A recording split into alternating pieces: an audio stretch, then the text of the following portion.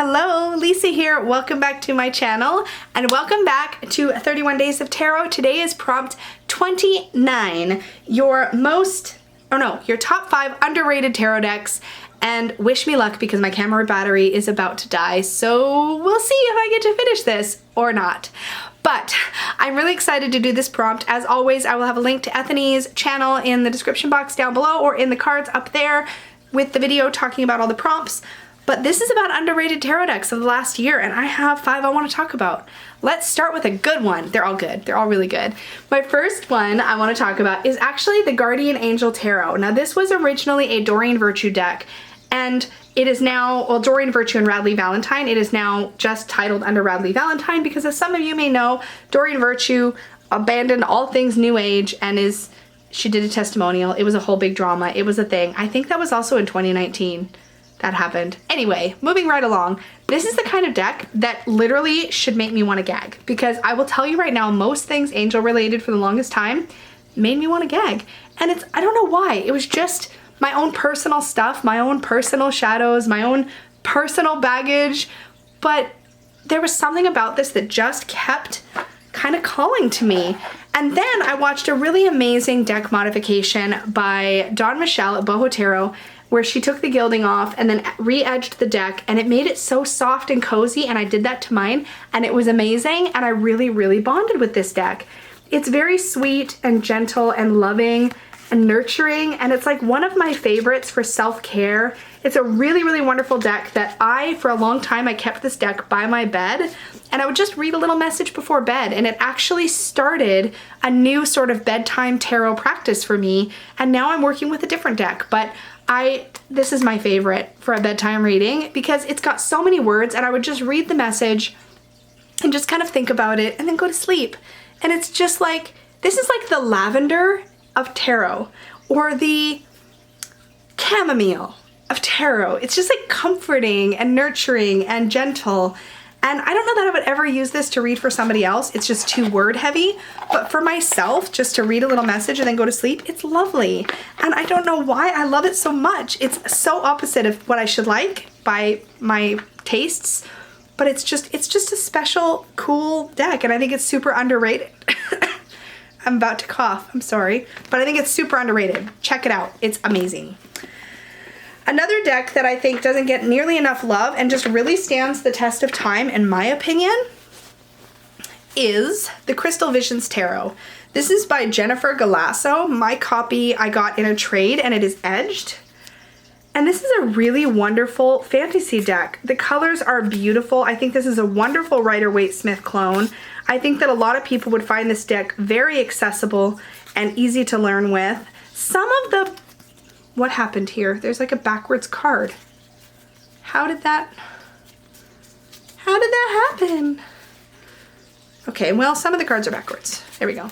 Some of the bodies are a little funky. Like, some of the proportions feel a little funky in some of the artwork. But it's such a beautiful deck, and it's got such a lovely fantasy, oops, trying to throw the cards at you. Such a lovely fantasy world. It's just really enjoyable, and I don't think a lot of people talk about it. My copy is edged in this really beautiful magenta. I didn't edge it. It came to me that way, but I love it. And this one's also trimmed, so it used to have, I should have said that, it used to have this border all the way around, and sides and tops have been trimmed. Not by me, but they did a great job. So I love this one. I think it's definitely underrated. Another underrated deck that I want to share with you guys is the Revival Art Tarot by Taroko Studios. If you love historical art decks, and I normally don't, there's 2. There's one that I've always desperately wanted, and that is the Tarot of Delphi. It's like my unicorn deck. But this deck, the Revival Art Tarot, is really, really beautiful. I got this earlier this year. I believe this was a tip-off by Dustin at Modern Metaphysic Man, if I remember correctly, who just raved about this. And then Danny at Danny Mystic got it, and she loved it, and I got it, and I loved it. And it was like the first deck that I feel like really united the 3 of us, which was amazing. I love the art that's been chosen. I also think this deck is a really lovely quality. It's very smooth and matte and just heavenly to touch and work with.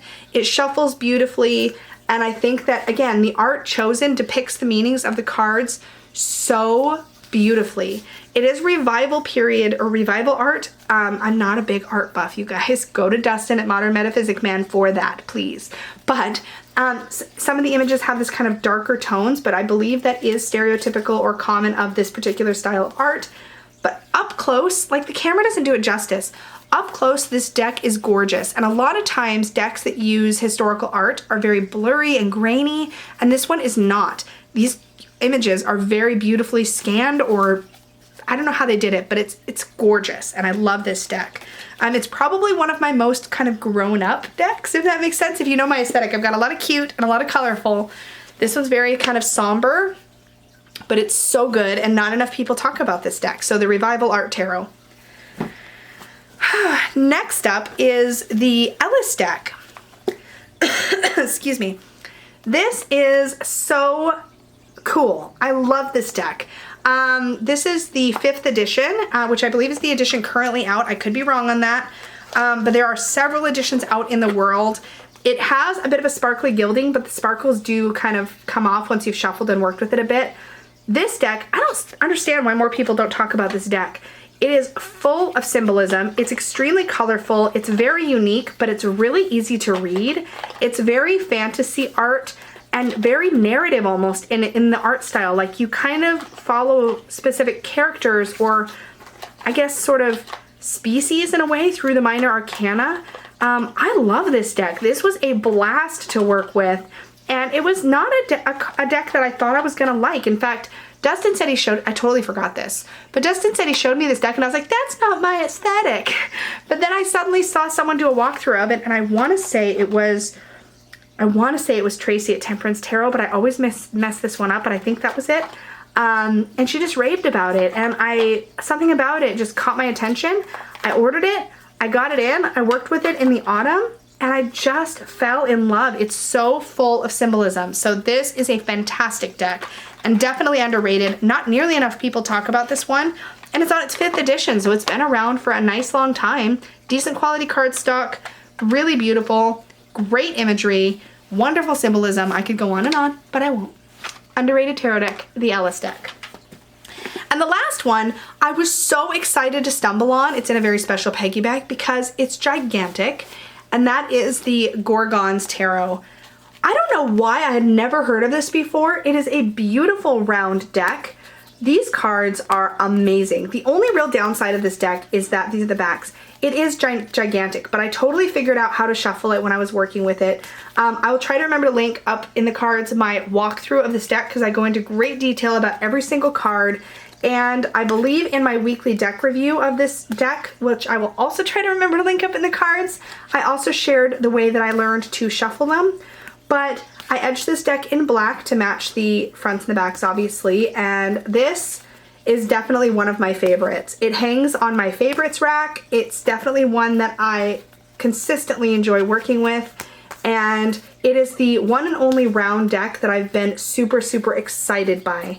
As far as tarot goes, this one, it just works for me. The symbology is really, really thought out and well done. Like I said, the biggest issue with this deck is that it's just so gigantic.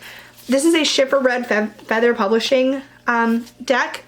If this could get reprinted in a smaller size, and especially if it got reprinted in matte, holy moly, people would buy this deck up like crazy, I think. But I love it, and I'd never heard anybody talk about it. And you guys, this was first published, hold on, because this super surprised me the first time. This was published 2014. This has been around for 5 years. Where have I been? Under a rock or something? But I found this middle of the year, and it just got me so excited. So it's still available. You can find it on Amazon. You can get it from Schiffer. It's a really cool deck. Again, it is big. Like, it's big, but it's cool. So that is probably if I had to rank these underrated decks, this one would be at the top of the list. It's super cool. It's got a really great voice. The little guidebook that comes with it is fantastic. This is super special, and nobody's talking about it. I don't know what the deal is, but it is gorgeous. Gorgeous. It is a little bit on the feminine side. I will say that for it. So if that's something that maybe bugs you, watch my walkthrough, see what you think. Get back to me. Let me know if you decide to buy it. I want to know. And if you decide to tell Schiffer to reprint it in matte, let me know. I'll join you. We'll send a letter. We'll start a campaign. We'll pick it outside the front door. I'm just kidding, maybe not. But anyway, those are my top 5 underrated decks for 2019. Thank you so much. We only have 2 more prompts left in the 31 Days of Tarot. I will see you in the next one. Remember to like, share, subscribe, all that good stuff. And if you want to book a reading, you can do that at supportivetarot.com. Talk to you later, guys. Bye.